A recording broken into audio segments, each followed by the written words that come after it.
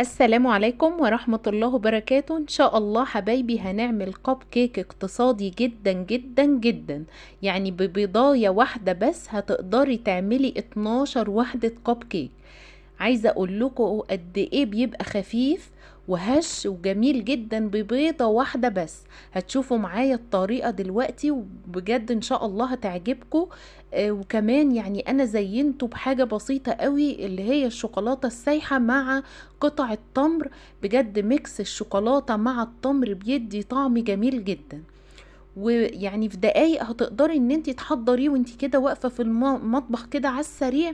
هتقدري ان انت تعمليه لولادك وتفرحيهم، وخصوصا بقى ان احنا بقى في الاجازه والاولاد عايزين كل يوم حاجه حلوه. ان شاء الله هنعمله بسرعة جدا مع بعض. وعايزة اقول لكم بقى بيبقى خفيف جدا. بصوا بقى انا فتحت لكم واحدة اهوت قسمتها بالسكينة كده عشان تشوفوا قد ايه هو طري وخفيف وهش. وكمان ما شاء الله التسوية بتاعته ممتازة. مش هتكلم كتير بقى، احنا هنبتدي في الطريقة على طول. بس الأول بقى نصلي على سيدنا محمد عليه أفضل الصلاة والسلام ونسمي الله. أول حاجة هنحضر بيضة واحدة بس. بيضة واحدة بس زي ما اتفقنا، وكمان كوباية واحدة من الدقيق. وهنحط بقى شوية إضافات بسيطة جدا مع البيضة والدقيق.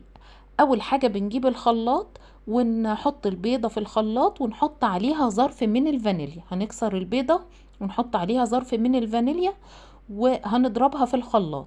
ممكن ان انتي تعملي بالمضرب اليدوي عادي خالص، بس انا فضلت الخلاط بيدي هشاشة للكيكة ونتيجة احسن.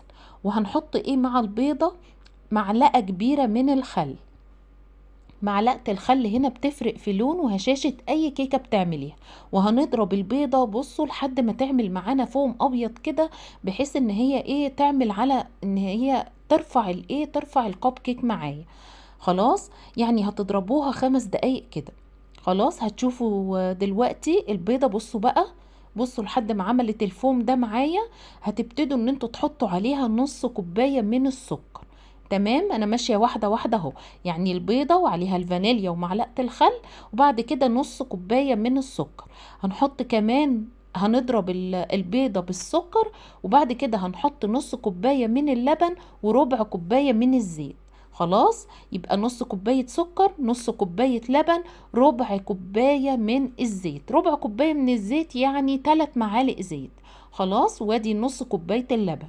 تمام، كل السوائل جاهزة معايا. بعد كده بجهز طبق واحط فيه الكوباية من الدقيق، واحط عليها معلقة كبيرة من البيكنج باودر. معلش المقطع ده اتحذف، بس انا هقول لكم انا عملت ايه. انا حطيت الكوبايه من الدقيق في بوله طبعا عليها معلقه البيكنج باودر، وضفت عليها السوائل اللي انا ايه ضربتها في الخلاط، وضربتها بالمضرب اليدوي عادي جدا. وابتديت ان انا اصبها في قوالب الكب كيك. وطبعا بحط الورق ايه المخصص للكب كيك. بعد 20 دقيقه بالظبط، وطبعا حطاه الكب كيك على الرف اللي في النص.